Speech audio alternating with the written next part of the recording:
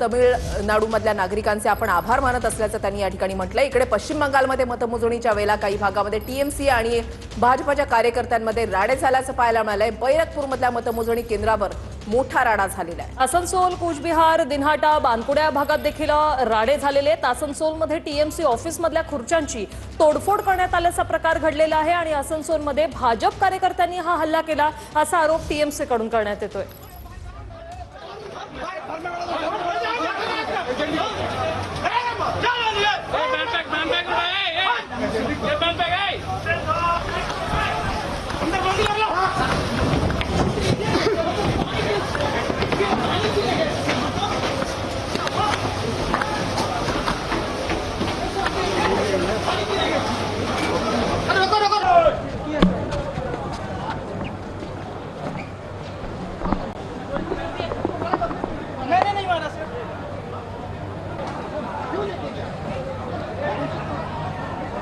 आसनसोल, कुचबिहार, दिनहाटा या भागामध्ये राडे झाल्याचं पाहायला मिळालंय। आसनसोलमध्ये टीएमसी ऑफिसमधल्या खुर्च्यांची तोडफोड देखील करण्यात आलेली आहे। मतमोजणी केंद्रावर काही ठिकाणी राडे झालेले आहेत आणि राडा करणाऱ्या कार्यकर्त्यांना या ठिकाणी तिकडच्या सुरक्षा यंत्रणांकडून बाहेर काढण्यात आलेले आहे। मतदानाच्या दिवशी देखील राडे झाले होते आणि आता मतमोजणीच्या दिवशी देखील मोठ्या प्रमाणात राडे आपण पश्चिम बंगालमध्ये पाहतोय। सध्या पोलिसांनी या जे राडे करतायत त्या कार्यकर्त्यांना सध्या या ठिकाणाहून बाहेर नेलेलं आहे।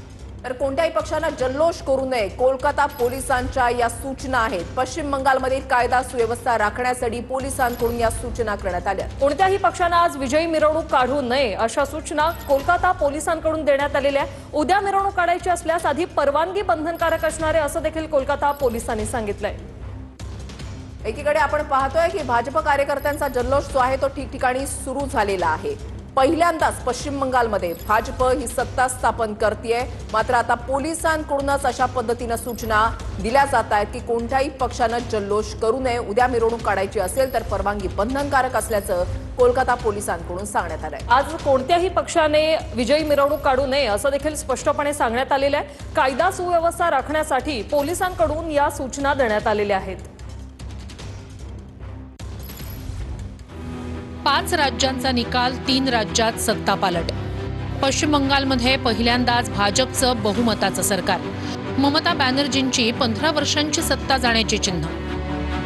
तामिळनाडू, दुसरं मोठं सत्तांतर तामिळनाडूत होताना दिसतंय। अभिनेता विजय थलपतीचा टीव्हीके सर्वात मोठा पक्ष। डीएमके, एआयएडीएमके मागे पडले, टीव्हीके बहुमताच्या जवळ। तामिळनाडूत थलपतींचा विजय म्हणजे जयललितांनंतर आणखी एका अभिनेत्याचा उदय। केरळमधून डाव्यांची सत्ता गेली, काँग्रेसची एंट्री। केरळमध्ये काँग्रेस आघाडी स्पष्ट बहुमताच्याही पुढे। सततच्या पराभवात केरळमधला विजय काँग्रेससाठी दिलासादायक। आसाममध्ये सलग तिसऱ्यांदा भाजपचं सरकार आलं। एआययूडीएफ सोबत काँग्रेसनं आघाडी न केल्यानं मुस्लिम मतांचं विभाजन, ज्याचा भाजपला फायदा। पुद्दुचेरीत एआयएनआरसी आणि भाजप युतीचं पुन्हा एकदा सरकार। एआयएनआरसीचे मुख्यमंत्री एन रंगासामी यांच्या नेतृत्वावर पुन्हा विश्वास। तामिळनाडूत पहिल्यांदाच निवडणूक लढणारी टीव्हीके पार्टी सर्वात मोठा पक्ष। सत्ताधारी डीएमके, एआयएडीएमके सारख्या दिग्गज पक्षांना टीव्हीकेनं मागे टाकलं। 2 फेब्रुवारी 2024 रोजी टीव्हीकेची स्थापना, 2 वर्षातच सत्ता स्थापनेच्या स्थितीत। विजय थलपतींचा फ्रीचा फॉर्म्युला चालला। महिलांना महिन्याला 2,500 रुपये, 6 सिलेंडर मोफत देण्याची घोषणा। गरिबांना लग्नासाठी मुलीला 8 ग्रॅम सोनं, सिल्कची साडी देण्याच्या वायद्याचा प्रचंड फायदा। राज्य सरकारच्या परिवहन बसमध्ये महिलांना मोफत प्रवासाच्या आश्वासनाचा लाभ। 1ली ते 12वी पर्यंतच्या विद्यार्थ्यांना वर्षाला 15,000च्या मदतीचं आश्वासन। बेरोजगारी भत्ता म्हणून पदवीधारकांना महिन्याला 4,000ची आर्थिक मदत। 5 एकरापर्यंतच्या शेतकऱ्यांना संपूर्ण कर्जमाफीचा शब्द दिल्यानं शेतकऱ्यांचीही टीव्हीकेला साथ। आसाममध्ये सलग तिसऱ्यांदा भाजपचं सरकार आलंय। आसाममध्ये मुख्यमंत्री हेमंत बिस्व शर्मा यांचा प्रभाव कायम आहे। आसाममध्येही लाडक्या बहिणी भाजपच्या बाजूने, महिन्याला 1,500 रुपयांचा लाभ। आसाममध्ये भाजप सरकारकडून 26 लाख महिलांच्या बँक खात्यात पैसे। गौरव गोगोई, राहुल गांधी यांनी ताकद लावली, पण काँग्रेसला आसामच्या जनतेनं पसंती दिली नाही. AIUDF सोबत काँग्रेसनं आघाडी न केल्यानं मुस्लिम मतांचं विभाजन झालं, ज्याचा भाजपला फायदा. आसाममध्ये पहिल्यांदाच एकाच पक्षाचं सलग तिसऱ्यांदा सरकार आलंय. ईशान्य भारतात भाजपचा दबदबा कायम. 2016 पासून भाजपची पकड.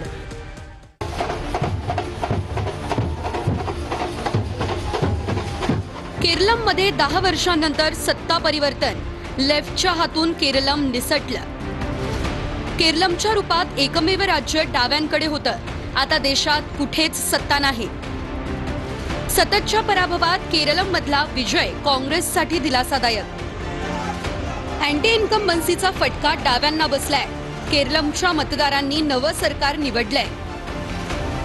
डाव्यांच्या बाजूने असलेल्या अल्पसंख्याक मतांचं ध्रुवीकरण करण्यात काँग्रेसला यश आलंय. भाजपचा केरळममध्ये एकही आमदार नव्हता. यावेळी खातं उघडलंय. पिनराई विजयन यांची मुख्यमंत्री पदाची हॅट्रिक हुकली आहे.